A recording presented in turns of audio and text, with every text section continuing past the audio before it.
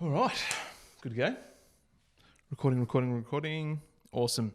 All right, I'll do a little bit of an intro and then we can jump straight into it. Cool. All set.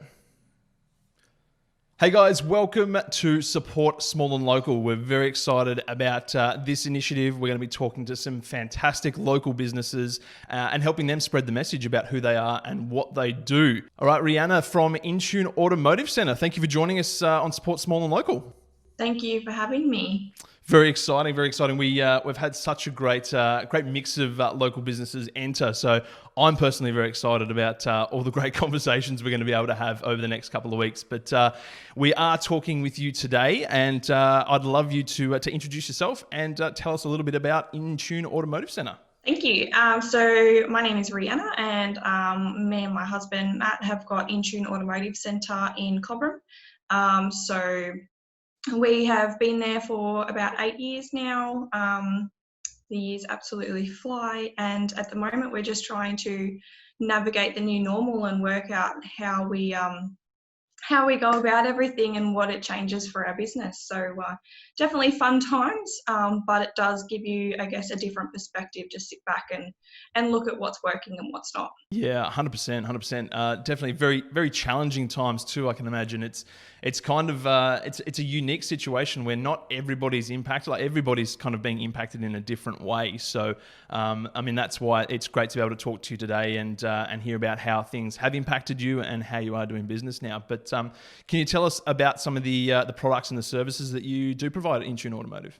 Yeah, of course. So we've got the main ones from Automotive Centre, roadworthy certificates, services, repairs. We've also got another Shepherd and Local who helps us with our windscreens, which is the windscreen saver, Scotty. Perfect. So yeah, we do that on Wednesdays with his help.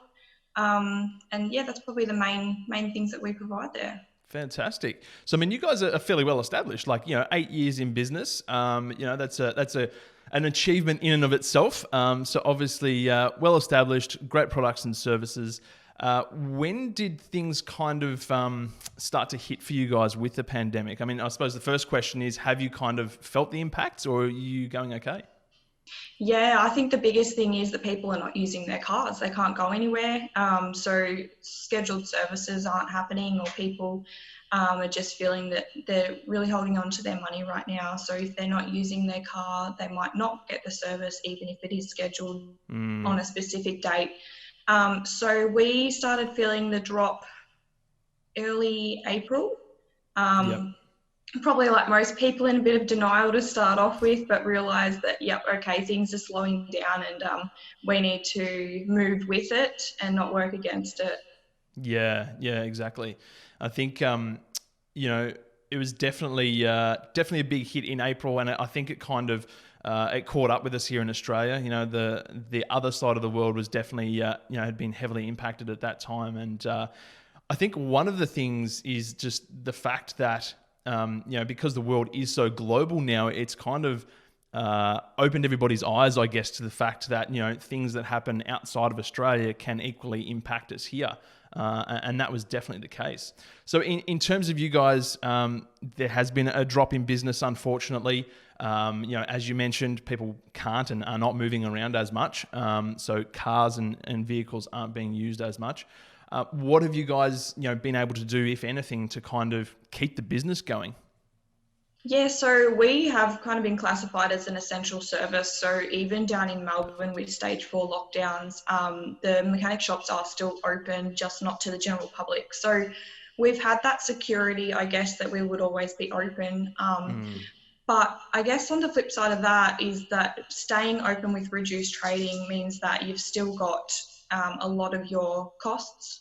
So it was finding that balance. So we did have to begin with reducing our staffing levels, which was horrible, absolutely horrible. Our guys have been with us, all of them have been with us for a long time. So it was difficult. And there was no JobKeeper to start off with. There was no mention of it at all. So we put everyone down in days. So all of us took a hit. And then as JobKeeper came back in, we were able to actually, like, as it actually got announced, we were able to rejig things a little bit and pull some people back on to get them some more hours, even if we didn't need them as much, just because, well, sitting at home is pretty boring. Yeah, exactly. No, and very well done.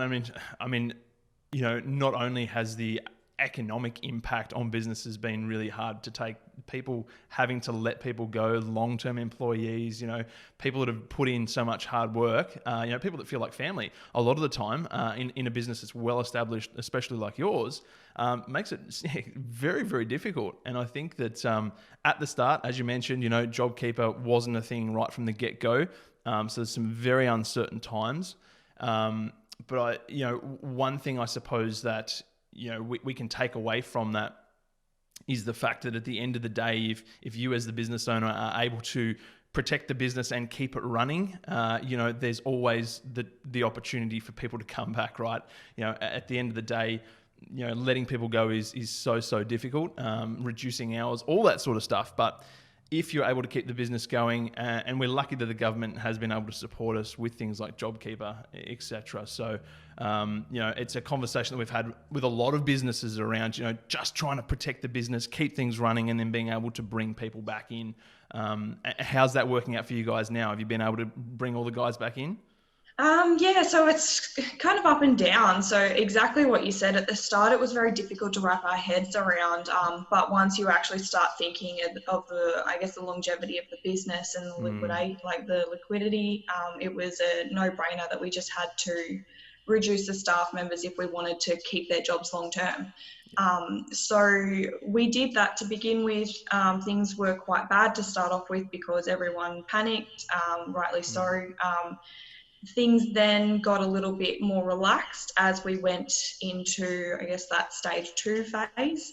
And basically things were going back to normal in July. And then August hit and back in stage 3 we are, and things just have gone back to how they were. So we felt the up and we're back in the down, and hoping that things start to go up again come late September when we go back to some kind of normality.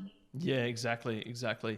Do you think, what sort of things have you kind of learnt from this process? Have you been able to kind of like optimize the way you operate the business, or maybe put in some contingency plans or things like that? For example, with the second lockdown, did you feel like you were a little bit more prepared, and it wasn't such a shock? It wasn't a shock. I probably felt that it was coming. We had things in place from the first lockdown that did help us just step straight back into it. We were more comfortable with it. I think that was the biggest hurdle to begin with, was that we had to make all these calls and do all these things and have all these conversations. But having it the second round, everyone knew it was coming. Everyone knew what was coming, and made it a lot easier. I guess I'm in a bit of a funny spot. I probably didn't feel that I had a lot of time to prepare because I have another job 4 days a week that's been quite busy. So been very lucky in that sense to keep my mind going, but it does mean that I'm juggling the job and doing, I guess, the business owner work as well. So definitely a bit of a challenge there. Yeah. But yeah, we've been able to get it done. We've had some great resources in place to help us as well navigate through it all. So we're involved with a group of mechanics from all around Australia, and they have been able to, I guess, guide us as to what they're doing, what kind of things they're finding is helping. And we've released like a customer form that they have to fill out before they come in that goes through all the questions that everyone's getting asked these days. So just little things here and there. And we're just doing as much as we can when we can. We're not going to be able to implement everything tomorrow. It takes time. And just, working through it all. Now look, and hats off to you. Well done. It is probably and hopefully the most challenging time that any of us are going to experience in business. So it's well done to you guys. A big pat on the back for being able to keep the business running, look after your employees, and move forward, because it is such a challenging time. What I would love to do is to just run through the services that you offer again at InTune Automotive. So if you can, yeah, let's run through those. Yeah, thank you. So we do Victorian roadworthy certificates, services, so we can do services to new and used cars. So it doesn't void the factory warranty. We use Perfect. accredited parts to help with that, Awesome. and repairs to all makes and models. And as I mentioned before, we've got our windscreens on Wednesday from Scotty at the Windscreen Saver. Love that. That's fantastic. I love the collaboration there too with another local business. That's it's fantastic. How is the community going in Cobram? Everybody doing all right? We have a really tight-knit community here. So everyone is very much about supporting locals now more than ever. Everyone's really looking out for each other, but we do have, I guess, the interesting element of the border closure, which has Yes. caused a little bit of havoc. Half of our life and half of our friends are over that side, and businesses are probably struggling in that they're cut off from half of their customers, or workers are struggling to get across borders. And school, we've got people that live in New South Wales and go to school in Vic, so they're working as normal, but their kids are homeschooled. So lots of different elements here at the moment, and we should hear a little bit more on Friday as to what's happening next. Yeah, yeah. Fingers crossed. It's certainly a very challenging position being right on the border as well. So look, well done yet again for managing the climate, and yeah, I think it's a really good point to make, and it's another part of why we're running Support Small and Local, is to be able to talk to business owners, help them out in any way we can, and just the mental health side of things. Like, it is extremely challenging for everybody out there. So again, hats off to you guys. Well done. Is there a question that I haven't asked that you wish I might have? No, I think you've really covered it off. I think the whole idea of the Support Small and Local is fantastic, and that you're helping everyone out there, and you're going through things that small businesses all over the place are going through as well. So thank you for, I guess, giving us the opportunity to have a chat and to get our names out there. So in terms of getting your name out there, Rihanna, can you share how people can get in contact with you, where you're located, website, all that sort of stuff? So we are on social media, on Facebook and Instagram, InTune Automotive Centre. We're at 99 Broadway Street in Cobram, so we're a big blue building, hard to miss. And you can contact us on 587 11877. Perfect. Rihanna from InTune Automotive Centre in Cobram, thank you very much for your time and for being part of Support Small and Local. Thank you very much.